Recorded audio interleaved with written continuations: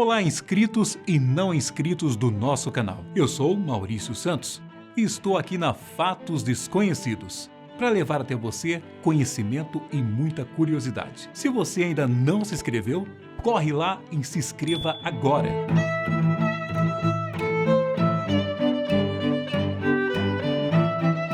O tema do nosso vídeo?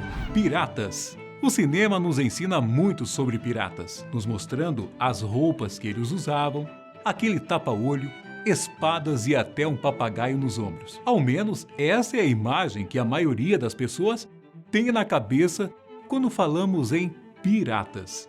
Algo à la Jack Sparrow. Até quando vamos à praia, quando andamos naqueles barcos onde pessoas se vestem como piratas, é mais ou menos esse estereótipo de piratas que costumamos a ver, algo que foi criado e moldado pelo entretenimento ao longo dos anos. Mas como realmente era ser um pirata? Quais eram os seus costumes bizarros? Para começar, vamos falar sobre o famoso e clássico tapa-olho. Para você, qual é a explicação mais clara para os piratas usarem aquele acessório? Os filmes nos ensinam que em algum momento da vida, o pirata acabou perdendo o olho em uma batalha.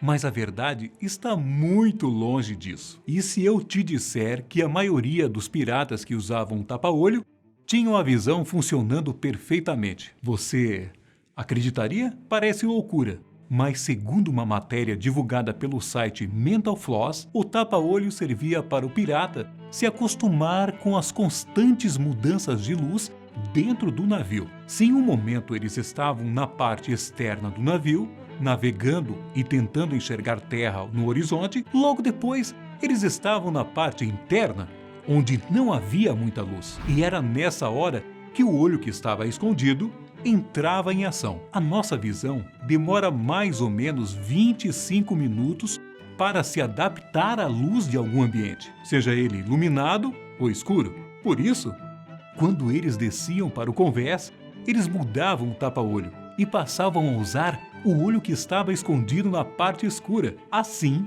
ele poderia enxergar muito bem, sem ter que esperar até que a sua visão se acostumasse com a luz do local. Embora não haja fontes históricas que confirmem isso, especialistas no assunto dizem que não há dúvida de que manter um olho adaptado ao escuro funciona. E sabe aquela história de colocar uma vítima para caminhar em uma prancha?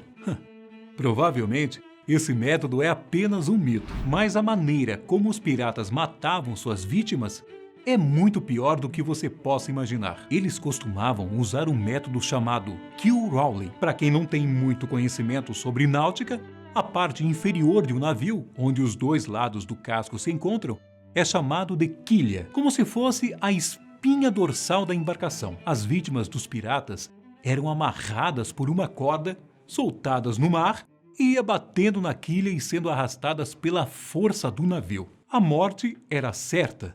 Se a vítima não morresse ao bater contra a quilha do navio, ela era cortada, já que geralmente essa parte da embarcação ficava repleta de cracas, um artrópode que cria uma forte casca ao seu redor que pode ser extremamente afiada. E caso isso também não matasse a pessoa, era questão de tempo até que ela morresse afogada. Para muitos, tinha sorte quem morria logo ao bater na quilha do barco. Convenhamos que andar na prancha era fichinha em comparação a esse terrível método de tortura usado pelos piratas. Outra tradição bizarra usada pelos piratas era capturar pessoas nas cidades e a transformarem em piratas à força, chamada de Sheng Rain.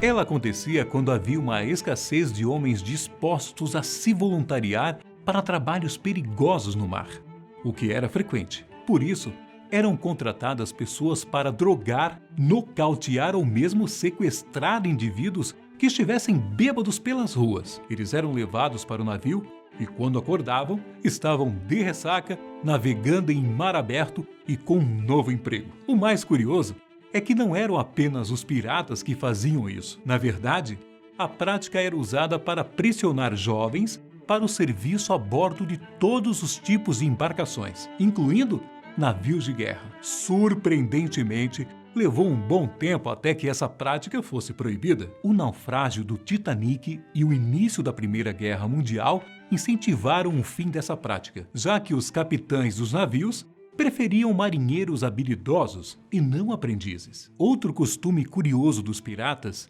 é que eles, apesar de cometerem crimes, eram extremamente democráticos entre eles. Os piratas criaram sociedades onde cada homem tinha uma voz e tudo era distribuído de forma justa. Como muitos piratas eram escravos fugitivos ou pessoas extremamente pobres, era difícil convencer esses homens de que eles teriam a mesma vida a bordo de um navio.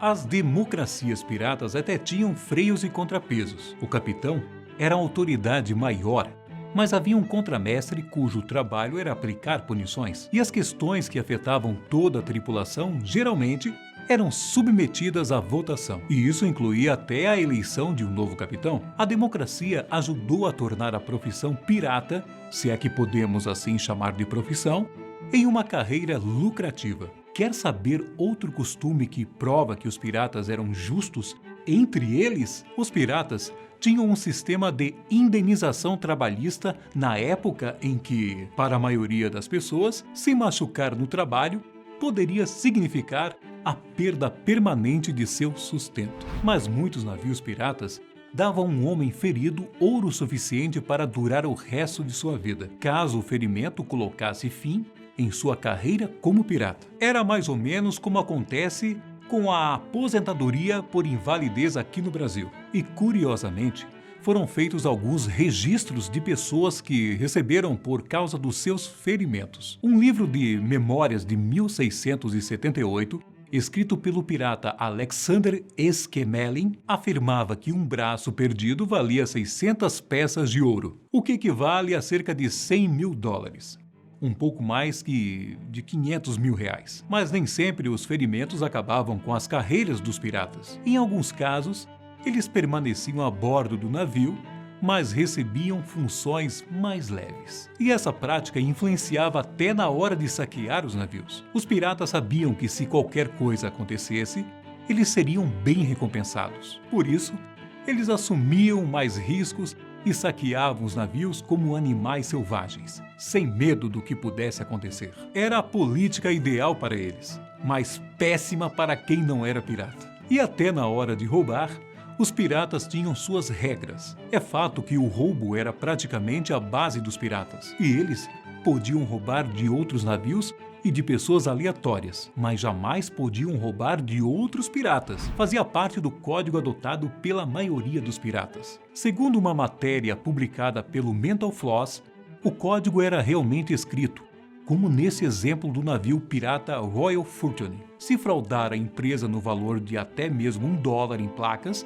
joias ou dinheiro, eles serão abandonados. Se qualquer homem roubar outro, ele terá o nariz e as orelhas cortados e será desembarcado, onde certamente encontrará dificuldades. Havia outras doutrinas também. No Royal Fortune, levar uma mulher furtivamente a bordo era um ato para se punir com a morte, e os jogos também não eram permitidos. Como eu disse anteriormente, apesar de serem considerados criminosos, é interessante saber como é que eles se comportavam em sociedade. Para finalizar, eu quero contar mais 2 hábitos incomuns dos piratas. Vocês já devem ter reparado que eles sempre são representados com grandes brincos de argola dourados, certo? E isso não era apenas uma questão de moda. Os brincos eram extremamente valiosos.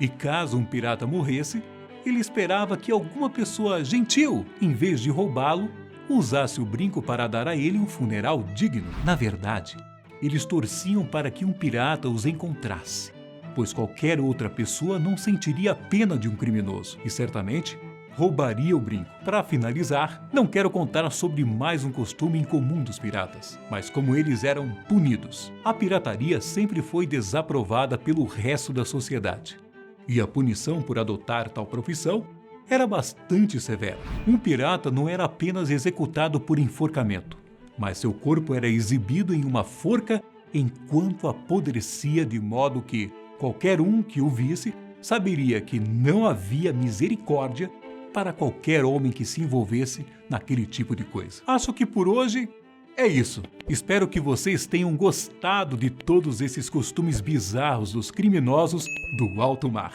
Nos vemos em breve. Fique com Deus e até o próximo vídeo. Tchau!